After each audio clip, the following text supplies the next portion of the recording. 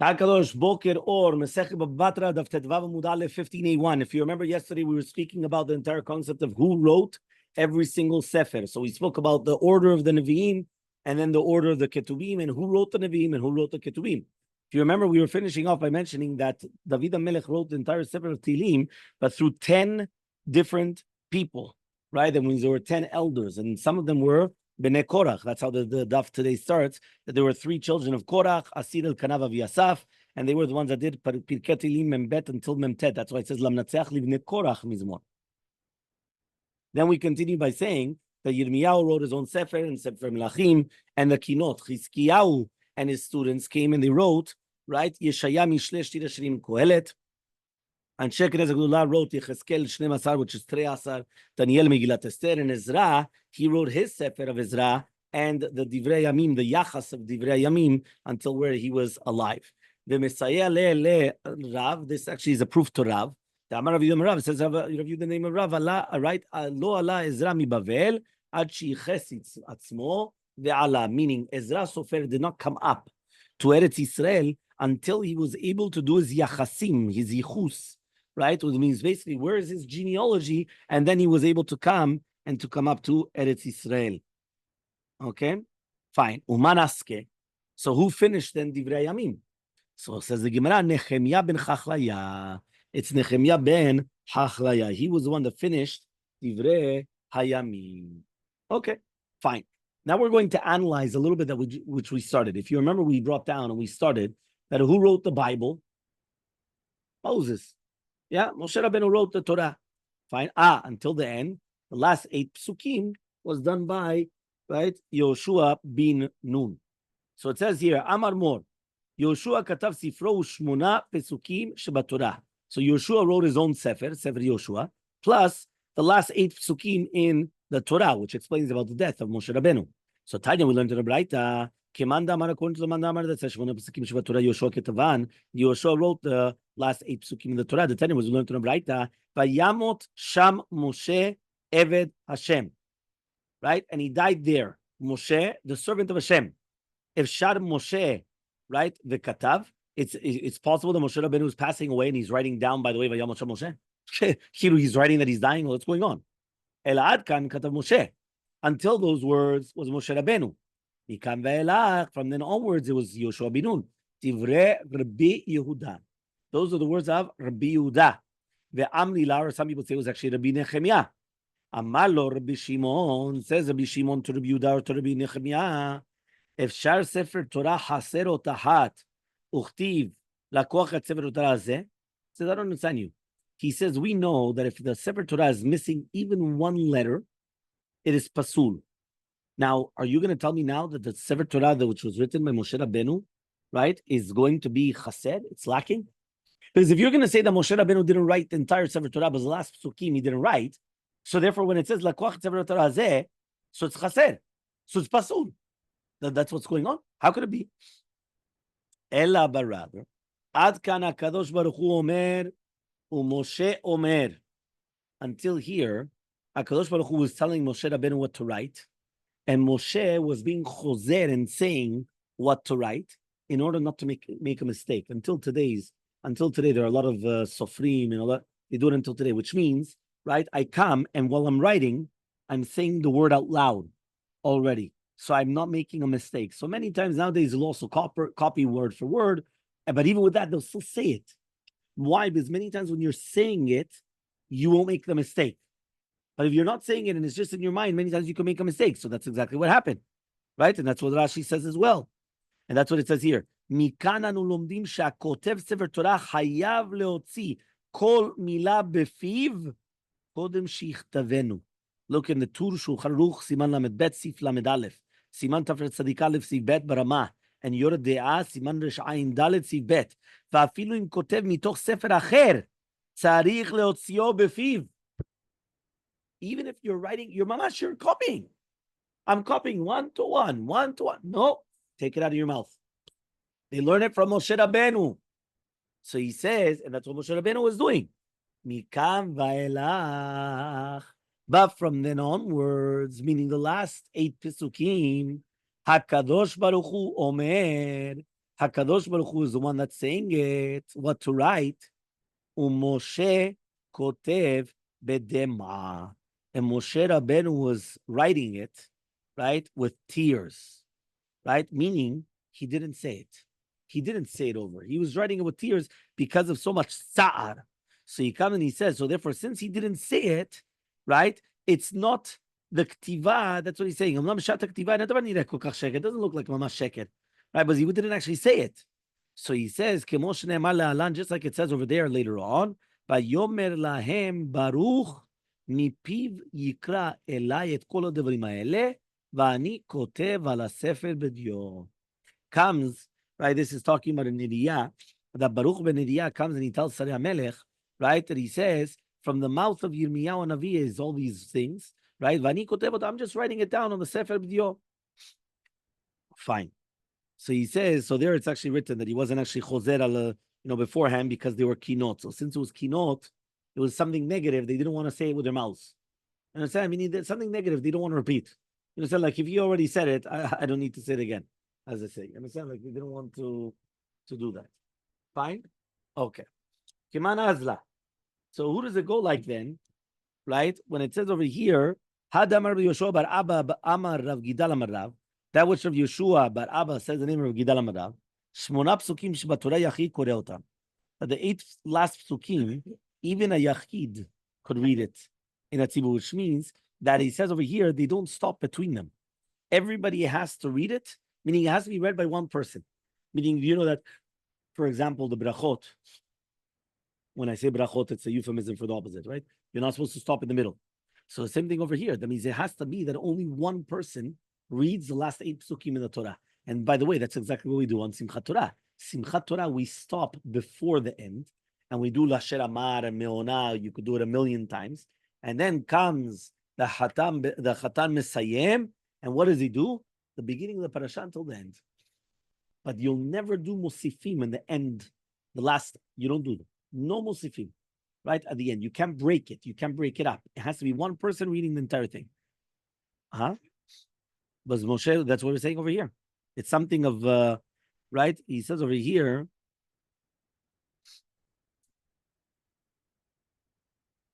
which one? Something which is negative, they never want to break it up. They never want to split it up.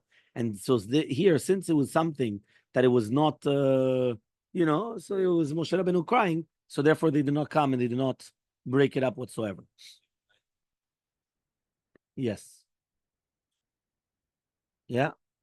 So he comes and he says like this. So Kiman Azla, Hadam Rav Yeshua bar Abba, Amar Rav Gidal Amar Rav, Shmona Psukim Shebatorah Yachid Koreh Otam. And Lema, I'm going to tell you that it's going to be, right? Okay, here it's in brackets about Rabbi Yehuda, and not like Rabbi Shimon, which means because according to Rabbi Shimon, these last 8 psukim were written by Moshe Rabbeinu, just like anything else. So therefore, there's no meaning.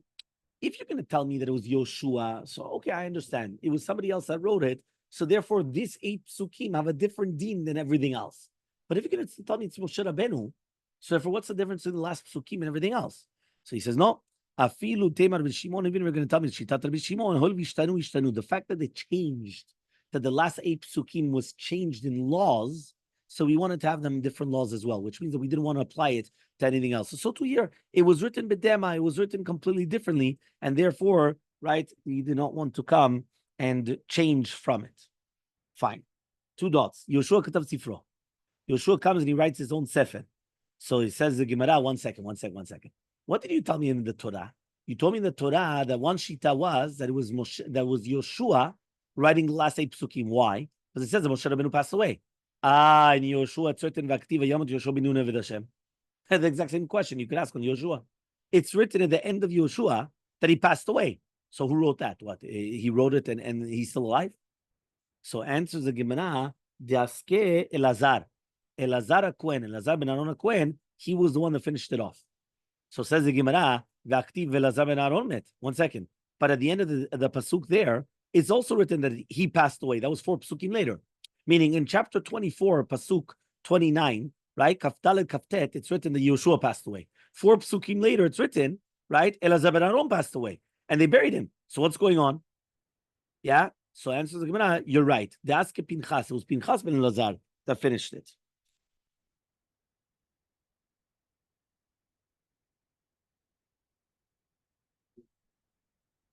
right? So basically, according to that, it comes out that it was Pinchas. It wasn't actually him that he finished it. Okay?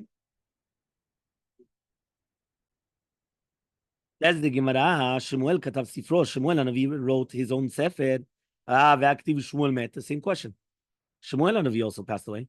So he says, "Da'aske Gada Chose v'Natan Hanavi." No, it was Gada Chose and Natan Hanavi, which were two Nevi'im in that generation. They finished it off. David katav sefer Tehillim al yidei asara zekinim. So David HaMelech wrote the sefer Tehillim through 10 zekinim. So ask the Gemara, "V'lichshov nami eitan ha'ezrachi." Why don't we also count eitan ha'ezrachi? Because it says maskil le'eitan ha'ezrachi. So answers the Gemara, Amarav, Rav says eitan ha'ezrachi is Avraham Avinu. How do we know that eitan, when we already counted Avraham Avinu? How do we know? It's written in Tehillim eitan ha'ezrachi, and it's written over there by Yeshaya, mi he'ir mimizrach tzedek yikra'ehu leraglo.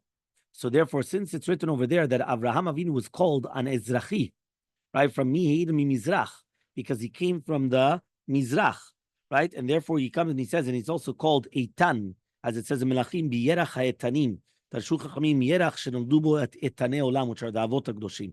And the Gemara is going to bring proofs from the Pasuk. So therefore, basically what he's trying to say is that Avraham Avinu is Eitan ha'ezrachi, okay? So, no, that's his name. That's his nickname. So says the Gemara, right? What? Well, what's the connection? Adam and Rishon was also not high during the time of David HaMelech. But he wrote a Perek Tehillim, and that was one that came down, and David HaMelech added it to the Sefer Tehillim. No. That's each one of them. David HaMelech was also not at the time of Korach, and not the time of anybody there. There was nobody there that was here. Everything was before. So he says now like this. He says, Kachashiv Moshe ve'kachashiv Heman. Remember that Moshe Rabbeinu wrote from Perek Tzadi, Tefillah leMoshe, until Kuf, right? And so that was another one. So you have Moshe Rabbeinu, you have Avraham Avinu, you have Adam Rishon, you have the Shosh Bnei Korach, you have all these people, right? So what's going on? So he says over here, it says Moshe Rabbeinu, and it says Heman. Ve'amar Rav said Heman is Moshe. How do we know? It's written in Tehillim Pechet, Heman. And it's written in Bamidbar on Moshe Rabbeinu, Bechol Beiti Neemanhu. So the Targum says Neeman is Meheman. That means Heman is like Neeman. That means the one that's Neeman to me, trustworthy to me. So therefore, how is it to, what is it? So says the Gemara, Tre Heman Havu. There were actually two Hemans. What does that mean? Moshe and the Mechaber of Mizmor Pechet. Heman, the Mechaber of this Mizmor, was the son of Yoel, the son of Shemuel Hanavi. That's what Rabbeinu Gershom says. Okay? What? Yes. Yeah. So he says, and he was one of the Leviim during the days of David HaMelech. Okay? But remember, Shemuel was one that anointed David HaMelech. So this is the grandson, right, which is Heman, the son of Yoel, right, the son of Shemuel, that he was the one that brought down, that basically wrote this chapter of Tehillim, Pechet. Okay? Fine. Says the Gemara, let's continue. He says, Moshe katav sifro uparashat Bilam v'Iyov. So Moshe Rabbeinu wrote his parasha, meaning the Sefer Torah, Parashat Bilam, and he wrote Iyov. Levi bar Lachma. This helps Rabbi Levi bar Lachma. Iyov Moshe. So if you remember, we already said that this is a proof that Iyov was during the time of Moshe. Why? It's written by Iyov, right? Which means basically, who's going to give and have the Sefer written? And it's written over there, so the fact that it's written efo, so therefore we learn from here that it's during the time of Moshe Rabbeinu, because it's like a gzera shava, correct? So therefore we're doing efo. So he comes and he says, right? Okay, yepo, fine, there's a whole thing here. So he says, okay, ve'ema bimei Yitzchak. Maybe it was during the time of Yitzchak. Tichtiv, as it says, mi efo, what's outside. And if you're already making Gzera Shava on efo, I have by Yitzchak, it's written efo. Ve'ema b'mei Yaakov, maybe it's Yaakov Avinu. Dichtiv, in ken efo zut wasu. So also, ve'ema b'mei Yosef, maybe it's Yosef. Dichtiv efo hem ro'in. Meaning, if you're already telling me that we're making Gzera Shava, there's a lot of efos in the Torah. So why are you choosing Moshe Rabbeinu? So says the Gemara, Lo sal kadaitach, you can't say that it was going to be right? Not during the times of Moshe. Tichtiv, it says, "V'yiten b'sefer v'yuchaku," which means that Iyov was wanting that his words should be chakukim b'sefer. U'Moshe hu dikre mechokek. Moshe Rabbeinu is the one that's called mechokek. Tichtiv vayar reshit lo. Right? That means God saw to take the first chelek. Ki sham chelkat mechokek safun, because there is the kever of the mechokek. Who's the mechokek? Moshe Rabbeinu. So therefore, remember, because Moshe Rabbeinu was buried in the portion of Gad, which is outside of Eretz Yisrael, right? So he comes and he says, so Moshe Rabbeinu was called mechokek. So obviously, it had to be, when it says yuchaku, it means not chaki. It says yuchaku. Yeah? So he says, we're talking about Moshe Rabbeinu. Okay, so this is the first shita that Iyov was during the time of Moshe Rabbeinu. This actually goes well with the Midrash, that there were three people that were in the Etzah of Paro: Yitro, Iyov, and Bil'am. And each one gave an advice to Paro. Yitro ran away. He didn't want to be, and therefore his children were Zocheh to be part of the Lishkat HaGazit. Iyov, he kept quiet, and therefore he was punished with Yisurim. And Bil'am gave the command to kill, and therefore that's why he was killed later on. So this actually is very apropos to this, obviously, that he was during the time of Moshe Rabbeinu. Rava argues, and Rava says Iyov was during the time of the Meraglim. Ktiva chabazetzot and isha ya beretz utz Iyov shemo uchtiv hatam hayesh bah etz. So therefore, right, he comes and he says, 1 second, what's the connection? Meaning we're trying to like bring a play on words. What does that mean? Isha ya ba'aretz and Iyov shemo, and then it says hayesh bah etz. Is there a tree there? What's the connection? Midami? Hacha, here it's utz, and hatam is etz. What's the connection? So he says, Hachi kamraru. This is what he meant, Moshe to Israel. Yeshno oto adam sheshnotav rukot ke'etz. There's a person in Eretz Canaan, that his name is Iyov, that his years are like an etz. Umegin al doro ke'etz, and he's protecting with his zechuyot, like an etz, right? Just like a tree protects because of its shade, so too he's protecting, right, because of that. So Rava's just saying that this was what the Moshe Rabbeinu was telling the Meraglim. Check if Iyov is still alive and protecting his generation, right? So therefore, this is a proof that Iyov was during the times of the Meraglim, because etz and utz is only just like a remez, right? But that he says, but really be'emet, right? That's what he's trying to say over here. Now, again, still the question is, and that's what it asks in the footnote, at the end of the day, it's still the same thing. What do I care whether it's the days of Moshe or the days of the Meraglim? Selam Shos. The Meraglim were during the days of Moshe Rabbeinu, right? So, here he wants to say is the proof is, are you going to say that was he a Jew or not a Jew? Because according to Rabbi Levi Bar Lachma, it could be that Iyov was a Jew, and that's what's going to be mefurash in the Gemara later on. But according to Rava, he's just saying the opposite. It's mashma that he was a goy protecting the goyim in their land. So meaning that that's going to be the difference between them. Because if not, think about it. The Meraglim were during the times of Moshe. So what's the question? Fine. There was a Tamid, there was a Chachamim, there was one of the rabbis that he was in front of Rishmon Bar Nachmani. Lo haya velo nivra, ela mashal haya. Do you know that Iyov never existed? It's a how do you call it? Non-fiction, no? Yeah? Yes. It's a fiction book, exactly. It's a fiction book. Non-fiction means that it's real, right? And this is a fiction. So it was a make-up story. Yeah? You know the famous joke. They say that somebody once went to a library and he asked the librarian, he said, are you looking for something? He said, yes, I'm looking a book on how to control my wife. So the librarian thought and he said, try science fiction. Fine, let's go. He says as follows. Yeah, he says, Amar, yeah, Amarle, Alecha Amar Kra, Ishaya Beretz Utz, Iyov Shemo. He comes and he says, what is Haya? If the pasuk says Haya, it was, how do you say that it wasn't? So obviously, what's going on? Ela me'ata, so they're going to say, okay, fine. That means it comes out that the word Haya is mashma, that for sure it's kipshuto, that it was. So it says in Shemuel, Velarash, En kolkim kivsa achat ketana, asher kana, vaychayea, vatilo kebat. This, if you remember, was the story of Natan Navi to David HaMelech. What perek in Tehillim?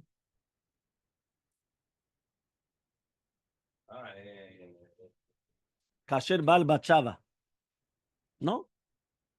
In a lot of Sidurim, right, the Moroccan Sidurim, you have it in Kriyat Shema Lamita.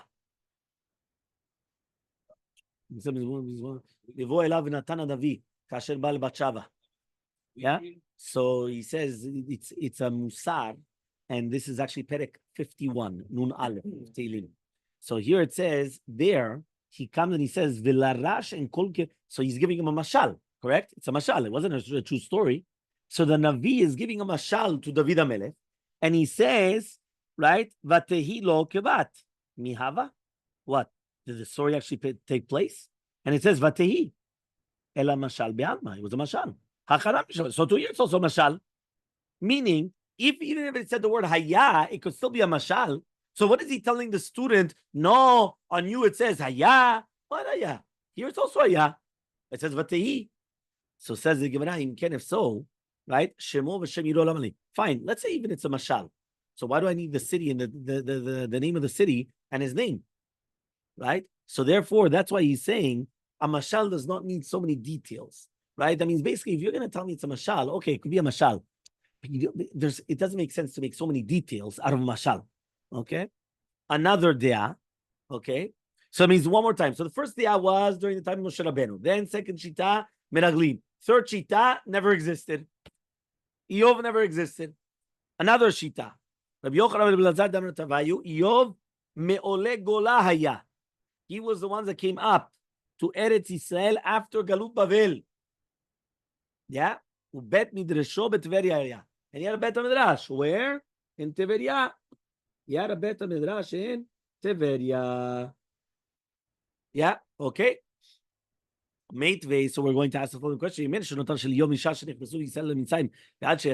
she says, 1 second. Are you going to tell me that basically he was right? That from the Ole Bavel, the Braita says he already died. Right, a few hundred years before Galut Bavel. So what's going on then? Yetziat Mitzrayim, it says here, was 890 years before Galut Bavel, because 480 years after Mitzrayim they built the first Bet HaMikdash. 410 years was the Bet HaMikdash, so it's going to be 890. That means from Yetziat Mitzrayim to Galut Bavel was 890 years. You understood? So that's what we're saying. It doesn't make sense. So says the Gemara, Tetvav Amubet, 15b. Ema, you have to say, Kimisha shenichnasu liYisrael mitzrayim v'ad sheyatzu. Right? Which is basically 210 years. It's not that it's like the years that they were in Mitzrayim, when they came into Mitzrayim and they left Mitzrayim. How many years physically were Bnei Yisrael in Mitzrayim? 210 years. Right? And therefore, that's what he says, Bikiflaim. So everything that he had at the beginning. That means even though because it was a bracha that was given because of Yisurei Yov.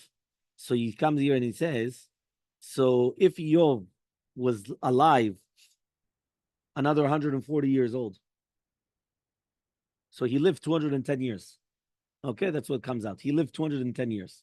So that's what that means. The Braita is saying that it's the orech, meaning it's the length of the time of Galut Mitzrayim, not that from the Galut Mitzrayim until they came out, right? Until basically until Ole Bavel, because Ole Bavel doesn't make sense. Okay? Ma? Another question. Meitve, Shiva Nevi'im nitnabu l'omot olam. We know that there were 7 Nevi'im that were Navis for Umot HaOlam. Ve'eluhen, these are the 7. Bil'am, Bil'am, Ve'aviv, Ve'yov, Eliphaz Temani, Bildad HaShuchi, Sofar HaNaamati, Elihu ben Barachel Habuzi. Okay? So therefore, it comes out that Iyov was Nevi'eh Umot HaOlam, and not Israel, because according to Rabbi Yochanan and Rabbi Eliezer, right, Rabbi Elazar, Iyov was Oleg Gola, or that he was Jewish. Here it's written that it's mashma that he's Umot HaOlam, because it says Bilam and then it says Iyov. So it means Yov was not Jewish. Job was not Jewish. That's what it says according to this. So says the Gemara, and according to you, Elihu ben Barachel, Lav Nisayua, Elihu ben Barachel is not Jewish. In fact, it's written, Elihu ben Barachel abuzim mishpachat Ram.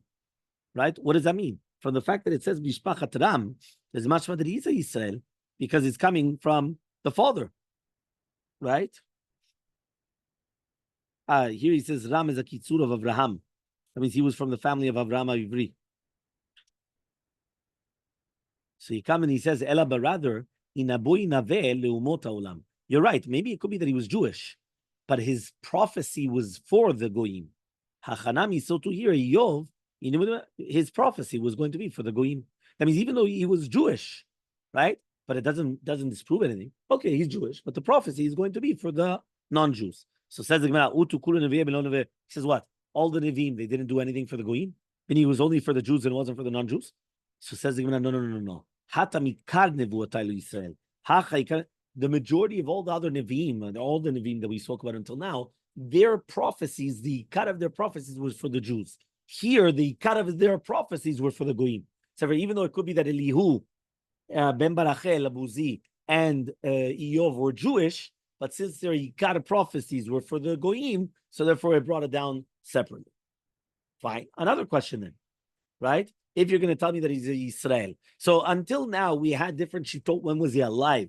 Now we're trying to understand, was he Jewish bichlal or not? And obviously it comes out accordingly. So Meitvei, Chasida Yadu Umot Olam Yoshemo, here it's Mefurash Braita. The Braita says that there was a Chasid in Umot Olam. What was his name? Yov.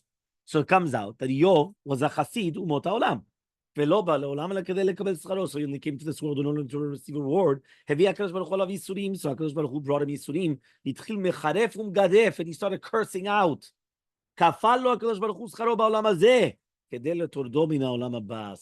Baruch Hu gave him all the reward in this world in order to get rid of him in Olam Haba. But here it's Mefurash that he's Umot Olam. So answers the Gemara, you're right. Tanaihi. Machloket Tanaim. The Tanya was we learned in a Braita.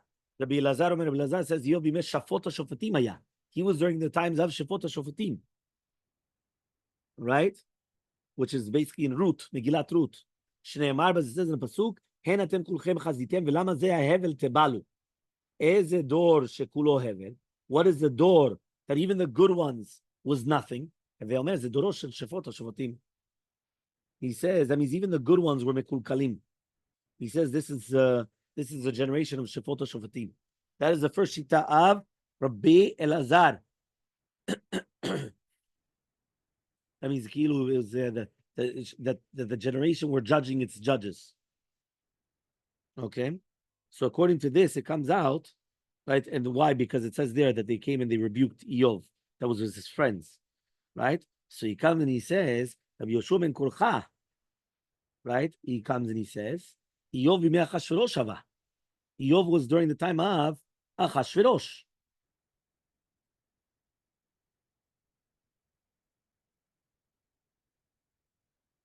Right? During the time of Achashverosh. He says, why? Shneimar velo nimtza nashim yafot kibnot Iyov b'chol haaretz. Right? So eze dor shenibakesh bo nashim yafot? Eze dor shel Achashverosh. Who's the one that was always looking for good-looking women? The generation of Achashverosh. So if it was during the time of Iyov. So says the Gemara, okay, fine. So why can't it be David HaMelech? Because it says by David HaMelech, they look for a Nara Yafa, right? And they got, I think her name was Chagit, in order to come and to warm him up, right? I forgot the name now. Avishad, right? So he comes and he says, Hatam over there, Bechol Gevul Yisrael. There, it's the entire Gevul of Israel. But over here, it's Bechol Haaretz. It's going to be in the entire land. So therefore, there's going to be a difference. So therefore, to do with Benot Iyov, it's written, Lo nimtzu nashim yafot komotan Bechol Haaretz. It's much more than the entire world, not only just Bechol Gevul Yisrael. So therefore, that was only going to be during the time of Achashverosh. Okay? Rabbi Natan says, right? Iyov b'mei malchut sheva haya. Iyov was during the time of Shlomo Melech when they came Malchut Sheva. Shneimar, but says the pasuk Vatipol Sheva Vatikachem. They went and they took them into captivity. The Chachamim say, Bime Kasdim It was during the time of the Kasdim. This is Nebuchadnezzar Melech Bavel. Shneimar Kasdim Samu Shosha Rashim, right? And basically we're talking about the Yikachum. V'yesh Omrim Iyov Bime Yaakov Haya, right? V'Dina Bat Yaakov Nasa. He got married to Dina Bat Yaakov. Why? Because it's written, right? Kedaber Achat Nevalot Tedaberi, Tivatan Ki Nevala Savi Israel. So Nevala and the two psakim are being kosher to the wife of Iyov and Dina. Here he says that it's even in the Unkelus.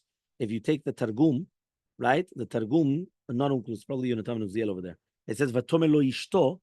The Targum comes and it says, Va'amart le dina itate. Okay, here he wants to say, how could it be? Because what? She was one that caused her husband to curse Hashem and all these things. It's, again, all these things are very, very, we have to understand exactly what's going on over here. Okay? The Zen Eliyahu of the Gaon, it's not that simple. Fine. The Kulu Tanai, but all these Tanaim, Sfirulu Diyov Yisrael have, meaning all these Tanaim, whoever you want, whether he's during the time of Shiva, whether he's during the time of Yaakov, whether it's during the time of the Kasdim, whether it's during the time of Chashverosh, whether during the time, all of these hold that he was Jewish. Levar mi Yeshomrim, except for the Yeshomrim that says he was during the time of Yaakov. The Isak, if you're going to tell me now that he was not Jewish, but Moshe, after Moshe Rabbeinu passed away, does there exist that there's going to be Shekhinah on the Ovdei Kochavim? V'amar more says that because Moshe Rabbeinu asked, Shelo tishrei Shechinato ala Ovdei Kochavim, v'natan lo, meaning he didn't want that there should be Shekhinah in the months of Goyim, and HaKadosh Baruch Hu listened to him. Shneimar v'niflinu ani ve'amecha, right? This is in Kitisa, which means that over there he says that I'm going, meaning that there's not going to be any more the Shekhinah amongst the Ovdei Kochavim. It was during the time of Moshe, after Moshe. Yeah? So he says like this. He says, meaning that if Iyov was after the death of Moshe, how does this work? So Amar Rabbi Yochanan, okay, so basically that's it. So it finishes there. So it comes out that if Iyov was after the death of Moshe, obviously he was a Jew, and he couldn't have been a Goy. So it comes out that except for the Yeshomrim, right, that maybe it was during the time of Yaakov Avinu, then it could be that he wasn't from Yisrael. So it comes out as a machlokat, really. Is Job Jewish or not Jewish? And when was he Bichlal? Okay, so this is an incredible concept. Fine. Next. Amar Rabbi Yochanan. We don't have an answer. Says Rabbi Yochanan, Doro shel Iyov shatuf bizima haya. The generation of Iyov was full of immorality. Right? Shneimar says, Pasuk, ken atem kulchem chazitem, velama ze hevel tebalu. וכתיב, and it's written, שובי שובי השולמי, שובי שובי נחזבח. So Lashon chazeh is a kavanah. Chazah is mashma that ki'ilu, that you're looking at woman. Lashon zima. Okay, that's what the Marsha says. Okay? So he says, right? He says, Eima benevuah. He says, 1 second, but why don't he say that chazah means that you saw in nevuah? Chazon Yeshayahu ben Amos. It's a chazon. Chazon is a dream, but it's a nevuah. So if it's going to be a nevuah, so why are you telling me that this is something negative and it's looking at gazing at women? Maybe it's gazing at nevuah. So says the Gemara, if so, so why is it written then in Hevel? Meaning, if it was be'emet something of a nevuah, so it's not Hevel. So obviously the chazah had to be of a nevuah. The chazah by him had to be of Hevel. Because if not, then it's not Hevel. Rabbi Yochanan says, what does it mean in the Pasuk? He says, Dor sheshofetet shefutav. It was during the time that of a generation that they used to judge their judges. Omer lo was one used to say, Tol kesam ben shinecha, right? Go take this little tiny toothpick between your teeth. The Omer lo, and the other one would tell him, Tol korami ben enecha. Take the big beam in between your eyes. So Amar lo, he used to tell him, Kaspeh chaya lesigim. Amar lo sovech mahul b'mayim. Meaning he used to come and used to tell him, right? I mean, basically there was a lot of like mishalim. Okay, but basically he's trying to come and saying, Kaspeh chaya lesigim, he says opposite. Shaziyu for kesef, meaning it was like mamash, they were forging money so much, it was crazy. And then they used to come and they used to water down the wine. There's a whole thing here. Okay, fine. Next, the Gemara says, Amar Rabbi Shmuel bar Nachman and Yonatan, Kol haomer Malkat Sheva isha haita eno lo toeh. If you say that the queen of Malkat Sheva was a woman, it's incorrect. My Malkat Sheva, what does it mean Malkat Sheva? Malchuta de Sheva. It was a king, it was a male king. But it was the Malchuta of Sheva. That's what he's saying. It's like a female thing. That's the Pashut in the Gemara. Okay? So here he comes and he says, right? Vayhi hayom. It was during this day. Vayavo bnei Elohim lityatzev al Hashem. And bnei Elohim came by Hashem. Vayavo gam Satan betocham. Satan came. Vayomer comes Hashem to the Satan and he tells him, Ma'in tavo. What does that mean exactly? Yeah, he says what? He doesn't know where the Satan is that he's asking the Satan what's going on here. Right? But okay. Well, so he says he's trying to get into conversation. Vayana Satan. So the Satan answers. Amar lefanav ribono shel olam. Shati bechol haolam kulo. I went throughout the entire world. Velo matzati ne'eman kavdecha Avraham. I didn't find anybody like Avraham Avinu. Shamarta lo, that you told him, Kubi telech v'lechocha kelecha tenena. Afilu achi, and still. V'shah shelo matzah makom likor et Sarah, when he didn't find a place to bury Sarah, until he had to buy it for 400 shekel kesef, lo yirer achar medeltecha. So comes the Satan. The Satan is saying, HaKadosh Baruch Hu, I didn't find anybody in this world like Avraham Avinu. Vayomer Hashem el Satan. So says Hashem to the Satan, Hasamta li bechal avdi Iyov. Did you pay attention to Iyov? Kien kamu ba'aretz, that there's nobody in the land like him. Ish tam v'yashar, yereh Elokim v'sar merah. Somebody that's tam, he's straight, yereh Elokim, going away from bad. Amar Rabbi Yochanan, says Rabbi Yochanan, gadol ne'emar b'Iyov. It's greater what's written by Iyov even more than Avraham Avinu. Because by Avraham Avinu it's written, Ata yadati ki yereh Elokim ata. And by Iyov it's written, Ish tam v'yashar, yereh Elokim v'sar merah.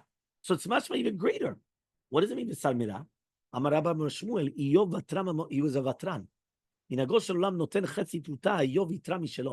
Meaning many times, right, they used to take the half of pruta to yourself. Iyov used to be vater.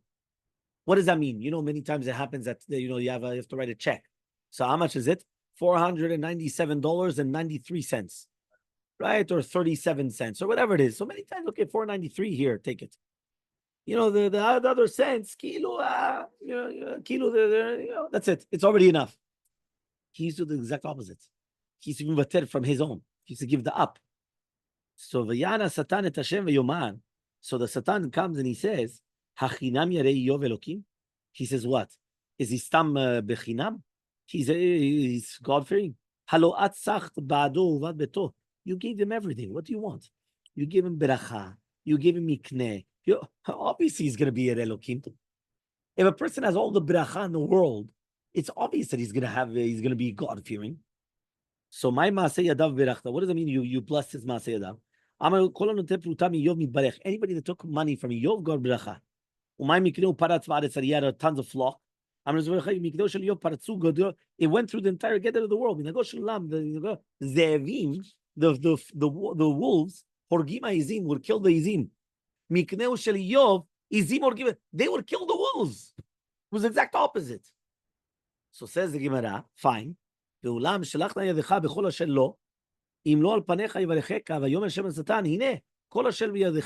yeah, go test him.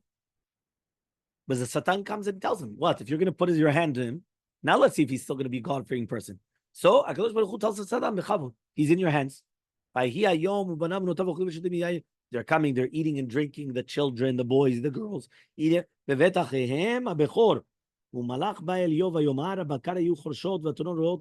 does that mean? He says, Rabbi Yochanan,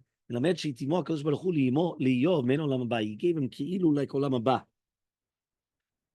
Right? And then there's a whole thing about the entire story, what's going to happen exactly with Iyov.